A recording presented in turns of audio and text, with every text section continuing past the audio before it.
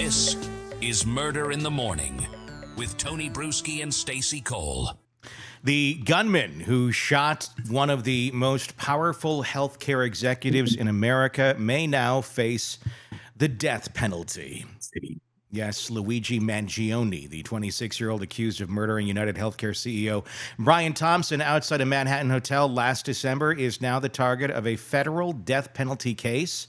U.S. Attorney General Pam Bondi has formally authorized federal prosecutors to pursue the death sentence, escalating the already high-stakes case into one of the most serious federal prosecutions in history.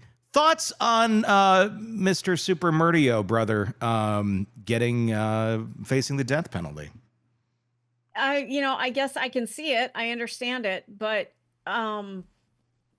he's got a very large population behind him, right or wrong. Mm-hmm. I'm not going to throw out a lot of judgment here because, we've talked about it before. I've been very frustrated with my insurance plan, which happens to be through that company. Yeah. Very frustrated at how they approach things. And that's what he was going after, was how in the world do you treat people in a business where you're dealing with life or death situations? And that's what he was doing. And I'm not saying there's anything right about what he did. It was horrible. You shouldn't be killing people. But he brought up some really interesting points, Well, I mean, his manifesto. What's interesting about it is it got the conversation going further. Correct. And as much as morbid as it is, why it took this to get this conversation going, I don't know. I mean, the conversation's been going. It's just the healthcare companies have been going, la, la, la, la, la, la, la. Yeah. Now it's like, oh, maybe we should pay a little bit of attention here. Mm-hmm. Yeah. It's interesting that in New York, they don't have the death penalty. Mm-hmm. No, not in the state they don't. I think your mic dropped out there. I will plug in and there you go. You're back. You're there. No, I don't know. Are you there? I think so. Okay, there you are. Now I am. Yeah, New York doesn't have the death penalty, but federally they do. When somebody steps in. So it'll be interesting to see how this plays out. Yeah, very much. He's currently facing both state and federal charges. So to understand that, it's basically exactly what it is. You have state charges, you have federal charges. Some can be overlapping, some can be for the same thing, some can be something more extreme. And just like with this, some can have completely different consequences than the state. Sometimes you have situations where one gets sentenced in one jurisdiction and then the other jurisdiction looks at that and goes, okay, it's going to be overlapping, or there's a lot of ways this could play out. But once you got the Fed saying, we think we'd like to kill you, they're going to try and kill you. And there's not a lot of leeway in this, especially when it's a federal case, because it's not necessarily up to a jury to determine if you're going to die or not. The state's already saying you get convicted over here, you're going to die. The state case being prosecuted in New York includes murder and terrorism charges, but those also come with maximum sentences of life in prison. New York doesn't have the death penalty. That's where the federal case steps in. Federal prosecutors have charged Mangione with murder through the use of a firearm, which is a capital eligible offense. According to Bondi, this wasn't just a murder, it was a public execution. Luigi Mangione's murder of Brian Thompson, an innocent man and father of two young children, was a premeditated, cold-blooded assassination that shocked America, she said in a statement. She cited the public nature of the killing, the alleged ideological motive, and the potential danger to others nearby as a key reason for pursuing the death penalty. The attack, of course, was chilling in its own precision. Just before dawn on December 4th, Thompson left his Midtown hotel and began walking towards the Hilton across the street where UnitedHealthcare was hosting its annual investor conference. He didn't make it far. Authorities say Mangione, wearing a mask and waiting to ambush him, approached and opened fire in the middle of Manhattan, with commuters and conference attendees all around. When investigators later received ammunition allegedly used in the shooting, they discovered something disturbing. Each bullet was etched with the words "deny, defend, and depose." Those phrases aren't random. They've been long used by critics of the insurance industry to describe how claims are delayed, disputed, and dismissed. Prosecutors say the shooting was more than just personal, it was political. Thompson wasn't just any executive, he had spent over 2 decades at the Minnetonka-based UnitedHealthcare, serving as CEO for more than 3 years.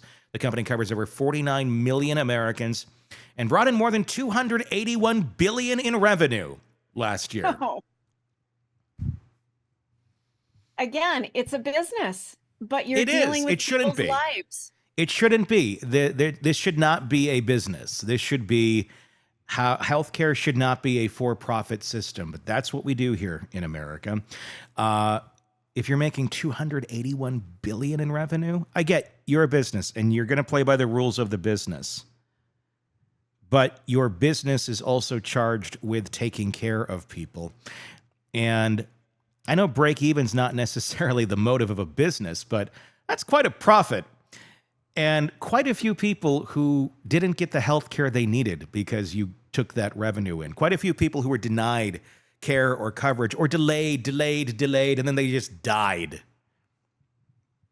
So saves them money, doesn't it? Saves a little bit of money. So I get it. I do get the outrage. Again, I don't want to live in the purge. I don't think anyone does. I mean, no. Me and my daughter were just walking around New York about a month prior to this happening in these very same areas. And, just to think that somebody, could be out, and I mean, anyone can do this. I mean, you go to the wrong parts of the city, you get shot too. But if you're out, and there's some areas where you just, you feel somewhat safe. And just to think that someone's going to go out there and do this, I mean, yeah, it's not okay.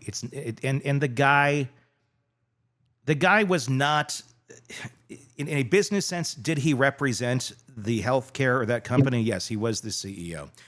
But he's a human being, too. He is not a brand. So you did take the life of a father of 2 people that had worked his way up. He wasn't a CEO in the healthcare industry all of his life. CEOs don't tend to always stay in their same lane of business. They get hired on because they're good at what they do in terms of organizing the business and overseeing what they need to see. But do I understand the frustration? Yes. What would be a better option? I don't have the answer to that part.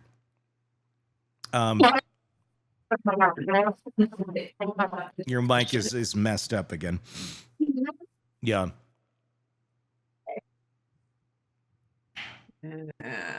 Now you're normal. I don't know. It's not great, but is it something? We'll go with this. Okay. So you made a very good point that it brought up the discussion. It opened it. It wasn't a great way to do it, but how else? That's a slippery slope.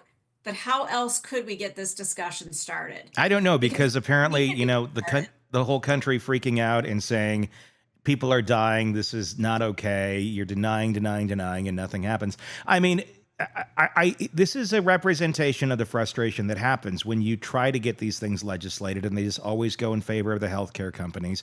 When you complain and they're so powerful, they don't care what you say about them. They don't care that they have bad publicity online. They don't care that their name is dragged through the mud because they're powerful enough to not give a shit, because they're taking it all the way to the bank with their $281 billion in revenue. Yeah. And again, I'm not saying it's wrong for a company to make money.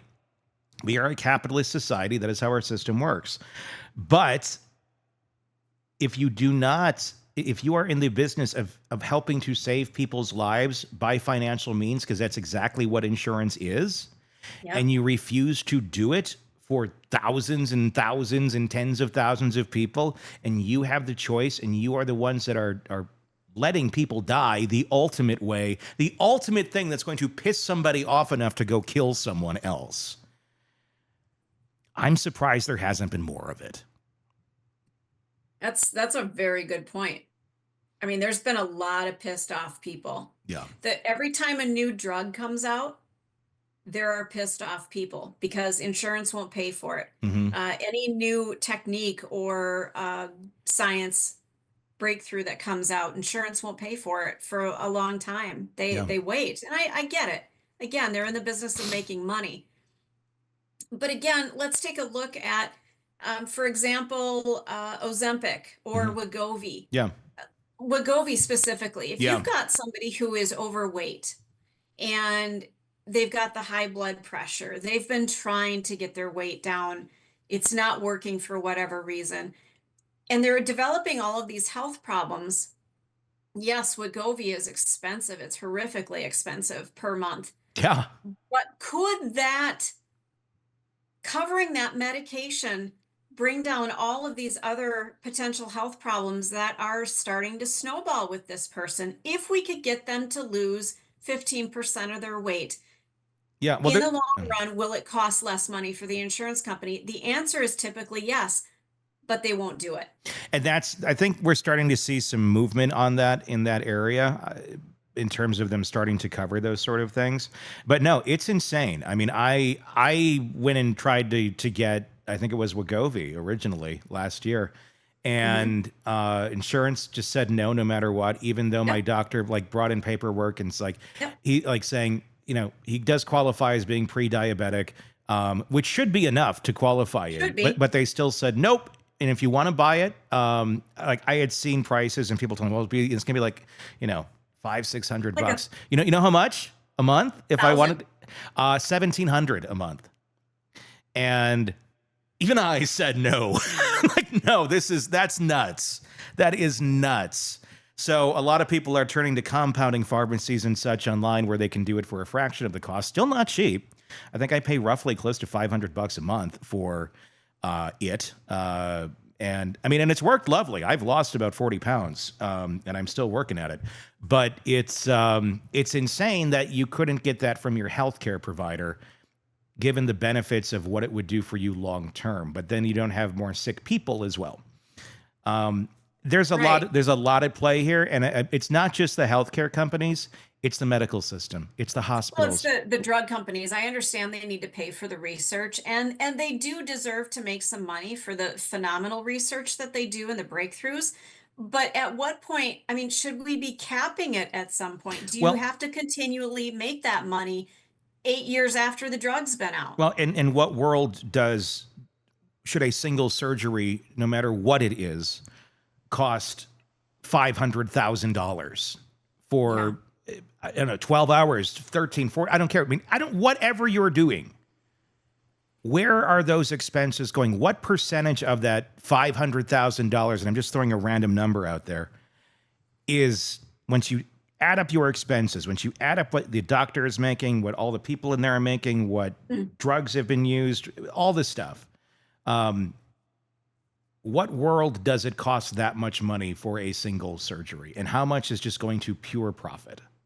Well, and again, And going back to a surgery that I had in 2012, so 13 years ago, uh, I looked at the itemized bill and I had brought my own toothpaste because I was staying overnight. I was billed for a travel size Crest toothpaste, so little teeny yeah, tiny Crest. I was billed $27 for it. yeah, we need to start looking at these things too. And I mean, that's highway robbery. I said I didn't even take the toothpaste. It was just itemized to my room because that's what they typically do. I never used it. I never opened it. I never took it home, mhm. but it was in my room and it was counted as something that I was billed for. Well, yeah. $27. And at the end of the day, you have collusion between the drug companies and the hospitals. And that's where it's basically, yeah, we're going to do this. And then you bill us this. And then the government will pay that, or we'll pay this. And then this is how we'll work it all out. And I mean, if you did this, if Crest and every toothpaste company went to every store that it's sold at, or let's just say they said, we're only going to sell it at Walgreens from now on. That's the only place you can buy toothpaste. And all of our brands have agreed it's going to be $50 a tube going forward. And you can't get toothpaste anywhere else.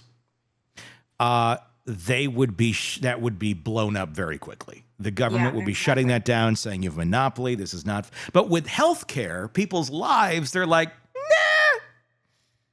We'll let it go. I'll let it go. And then we'll all be freaked out when somebody finally gets mad enough and shoots somebody. It's like, that's why people are pissed here, because it's insane. And yes, someone did die, and I don't advocate for it, and I don't think it's a great thing that it happened. But No. I get it. I understand it. I get I it. don't condone it, but I understand it. Just because it's a hospital, just because it's a drug company, and it ends up killing people because they choose that, there's no difference in that. There's no difference between that and putting a hit out on someone. Feels that way. It's by lack of care, by omission, basically. It's guilt by omission. We're not going to take care of you, and then you're going to die. And they died. You can't go and say, well, the insurance company killed them. No, they died because of this ailment. Well, they couldn't get the care they needed for it because of you. Well, that's not that, and that's how it's worked forever in our country. But they enter into a contract with this company with the hopes that things will be covered. I have insurance for my cats. I just took my cat in for a $363 lab test. That's going to be covered. I don't have to argue. It's just part of it. It's not this random, well, I hope they cover it. I know they will. Yeah. They've got a schedule of here's what's covered, and you can see they're very transparent. Well, even then, sometimes though they're not. Yeah. Even when it's like, hey, and a lot of times they rely on you to go point out the errors. Like, we're going to make all these mistakes, and then we're going to bury you in these bills from all these different providers, and then we're going to ask you to figure out, where did we screw up? And if you can point it out to us, then we're going to send it to another panel of people, and then that board will decide whether or not you're right or wrong, meaning whether you can sue us or not.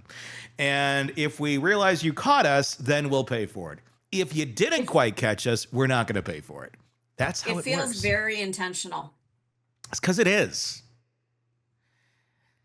I've often heard that, and I'm just throwing this blanket statement out there. I know it's not the case everywhere, but I heard somebody say that insurance companies are in the business to deny claims. Yeah, they are. Why would that? That's exactly what they are. I mean, insurance can save lives, certainly, as well, but the fact that we even have this dynamic is what is nuts. That we have this third party, that it's a for-profit system that ultimately is the one that's going to determine whether you live or die. It is what it is. Welcome to America. Or as many people are heading out, like, I hope it is better somewhere else. Let me know where. It's this company, UnitedHealthcare, the largest provider of Medicare Advantage plans and manages healthcare for both public and private sectors. Thompson was a major figure in both and relied on and resented by millions. The murder, of course, rocked the business world, but the chaos didn't stop there. Back in Maple Grove, Minnesota, where Thompson lived with his wife and two sons, police responded to bomb threats at homes connected to the family within hours of his killing. Authorities believe the threats were hoaxes, but they sent a clear message: this wasn't over. Mangione fled New York after the shooting, kicking off a multi-state manhunt. It ended 5 days later in Altoona, Pennsylvania, where he was arrested eating a hash brown at a McDonald's.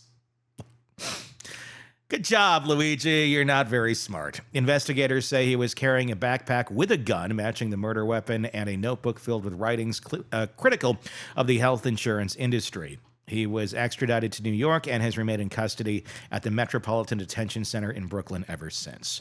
Since his arrest, Mangione has pled not guilty to all state charges. He has not yet been arraigned on the federal indictment, but he has agreed to preliminary hearings under the Speedy Trial Act, which is now set for April 18th.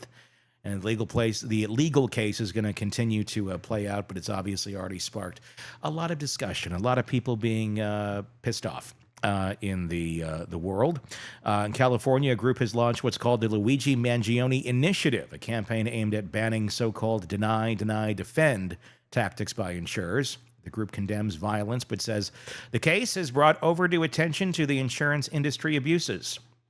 As for Mangione, he now stands at the center of this highly scrutinized federal death penalty case, and we'll see what exactly happens. You want to go after anybody?